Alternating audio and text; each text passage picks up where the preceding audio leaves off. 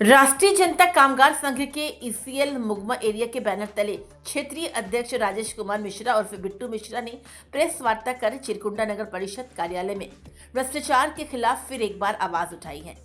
Press वार्ता के दौरान राजेश कुमार मिश्रा ने कहा कि चिरकुंडा नगर परिषद में अधिकारी भ्रष्टाचार में पूरी तरह से हावी है।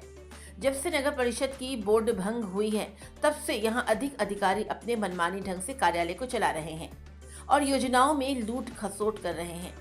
ऐसे कई योजना नगर परिषद के द्वारा पारित किया गया है, जो काम अब तक धरातल पर हुआ ही नहीं और जो हुआ है वो सही ढंग से नहीं हुआ। उन्होंने कहा कि इसको लेकर हमने कई बार आरटीआई किया, लेकिन अब तक मुझे आरटीआई का कोई जवाब नहीं दिया गया है। इससे ये साबित होता है कि नगर परिषद लूट का अड्डा बन गया है। क्या मामला लेकर कर रहे हैं बताइए। सबसे पहले आपको बहुत बहुत धन्यवाद और आपके सभी दर्शकों को मेरा नमस्कार। आज का विशेष रूप से हम लोग नगर परिषद के अंतर्गत जितने भी योजनाओं के तहत जो कार्य हुआ है उन सभी विषयों को लेकर के बातचीत करने के लिए आपके माध्यम से दर्शकों को बताने के लिए आज ये प्रेस कॉन्फ्रेंस रखा गया है। यहाँ विगत 5 साल के लमसम हमने कई बार योजनाओं को लेकर के उजागर करने के लिए यहाँ घेराव किया, वार्ता किया। उसके बावजूद भी आज तक ले सभी वार्ता और सभी योजना के बारे में जो भी बातचीत हुआ वो सभी विफल रहा है। इसी चीज़ के लिए हम लोग आज बैठे हैं कि आखिर यहाँ के जो अधिकारी हैं आखिर जवाब क्यों नहीं देना चाहते हैं, किसी भी योजना के बारे में मौन क्यों रह जाते हैं, क्यों मुंह छिपा करके ये लोग भागने का काम करते हैं। जब भी इनके नगर में हम इस विषय को लेकर के पहुंचते हैं तो कभी ईओ समय नहीं देना चाहती है, कभी सिटी मैनेजर समय नहीं देना चाहता है। इस प्रकार से हमने 1 साल पहले आरटीआई भी मारने का काम किया, उस आरटीआई का आज तक ले कोई जवाब नहीं मिला। वो आरटीआई को लेकर के हम कई बार वहाँ पहुँचने का काम किए हैं, उस आरटीआई का कोई जवाब नहीं देता है लोग।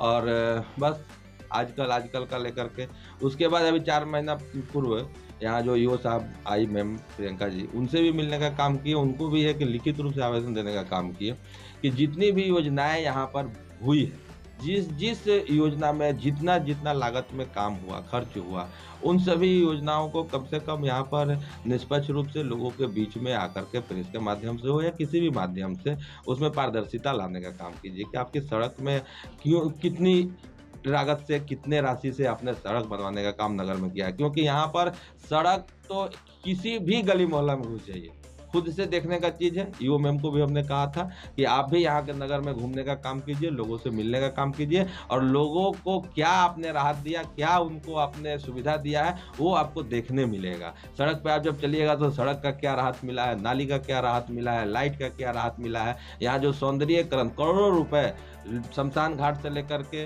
नेहरू रोड को आप ले लीजिए या फिर आप अम्बेडकर चौक को ले लीजिए, शहीद चौक ले लीजिए, करोड़ों रुपया का लागत से यहाँ पे कई योजनाएं सौंदर्यीकरण में यहाँ पर लोग क्या बोला जाए उसको पैसा का सिर्फ और सिर्फ बर्बादी करने का काम किया गया। 55 लाख रुपया का यहाँ शहीद चौक, जो हमारा चौक पहले देखिएगा आप, शहीदों का शेड बना रहता था, वो शेड आज नज़र नहीं आता।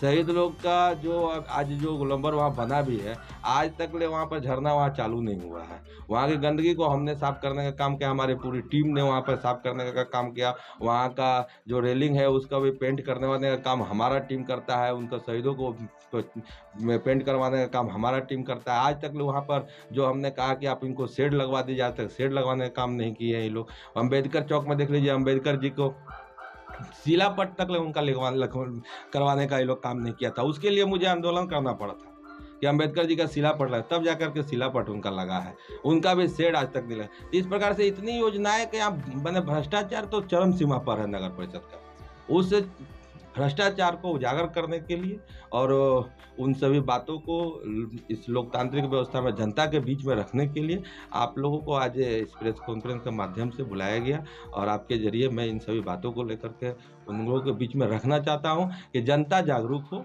गली गली मोहल्ले मोहल्ले में आज 200 से ऊपर, 200 करोड़ से भी ऊपर, ये तो एक अनुमान है हमारा कि 200 करोड़ जो बार बार हम बोलते हैं और जनता भी सुनती है, लेकिन अगर सही राशि अगर यहाँ का देखा जाए तो उससे भी ऊपर यहाँ पर पैसा आया हुआ है, लेकिन उस प्रकार का कोई भी काम पूरे चिरकुंडा नगर में देखने नहीं मिलता है। आज इसी के लिए यहाँ पर प्रेस कॉन्फ्रेंस बुलाया गया। क्या कारण क्या मानते हैं कि जो जिस पर ये हाल है चिरकुंडा नगर कार्यालय, क्या कारण क्या मानते हैं? देखिए, कोई भी बोर्ड है नगर है तो उसका एक बोर्ड है, पंचायत है तो उसका भी अपना बोर्ड है, वहाँ भी मुखिया होते हैं, उनका अपना एक बोर्ड कमेटी होता है। यहाँ भी चेयरमैन थे, उप चेयरमैन थे, उनका एक बोर्ड यहाँ तो कमेटी बोर्ड था। भंग हो गया।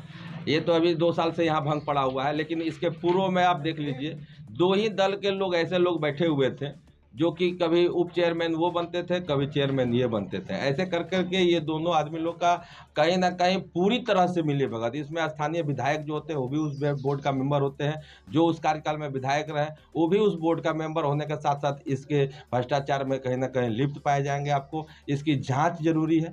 जांच जैसे ही होगी ना, इस बोर्ड, ये सबसे बड़ी चीज़ है बोर्ड, और जब ये बोर्ड ये 2 साल से खत्म हुआ उसके बाद तो ये अधिकारी तो ऐसे मनमानी करते हैं, ऐसा लगता है कि मैंने इनका घर का सारा चीज़ है, वो स्थिति यहाँ पर प्रकट हो गया। तो ये बोर्ड अधिकारी ये सब सारा लोग का मिली भगत, इसमें दूसरा का कोई मैंने बात ही नहीं है।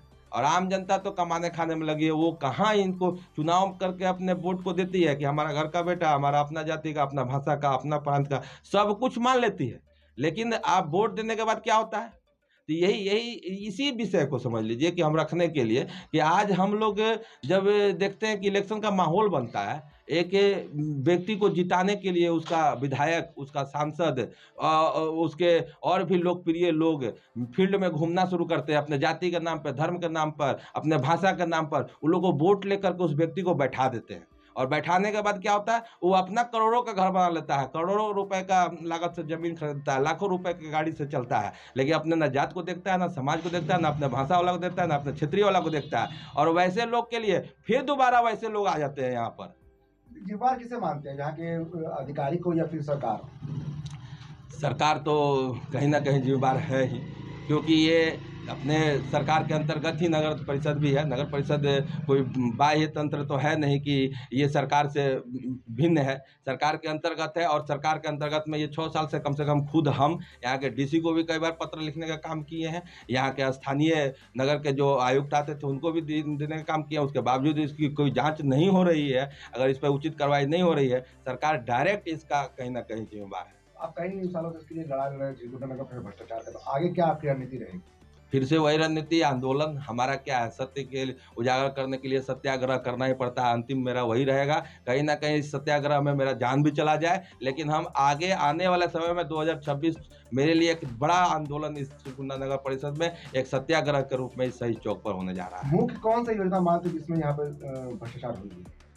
एक सबसे बड़ी योजना यहाँ पर था, जो लोगों को आज हमारे सुशांतु सेन गुप्ता भी यहाँ पर एक बार लड़े थे कि जल दो नहीं तो जेल दो।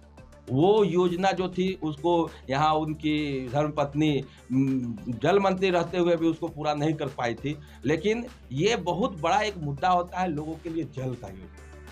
जल जो होता है लोगों के लिए सबसे ज़्यादा जरूरी है, धोने से लेकर, खाने से लेकर, पहनने से लेकर, पीने तक ले। और उसी का योजना सबसे बड़ा यहाँ पर था, 23 करोड़ का योजना, जिसके लिए पूर्व में पार्षद लोग लिख करके दिए थे, लेकिन 3 दिन में ही इन लोगों ने उस घोटाले वाला जो काम हुआ था उसका उजागर नहीं होने दिए, 3 दिन में सेटलमेंट करने का काम किए। वो सबसे बड़ा यहाँ का घोटाला है 23 करोड़ का योजना, जो 2013 में आया था, उस डब्लू बावरी जी के समय का कार्यकाल रहा है। वो घोटाला सबसे बड़ा घोटाला है। और उसके बाद दूसरा चलाइए तो आपको मिलेगा यहाँ पर सौंदर्यकरण, साफ सफाई, इसके नाम पर प्रत्येक वर्ष करोड़ों का घोटाला होता है।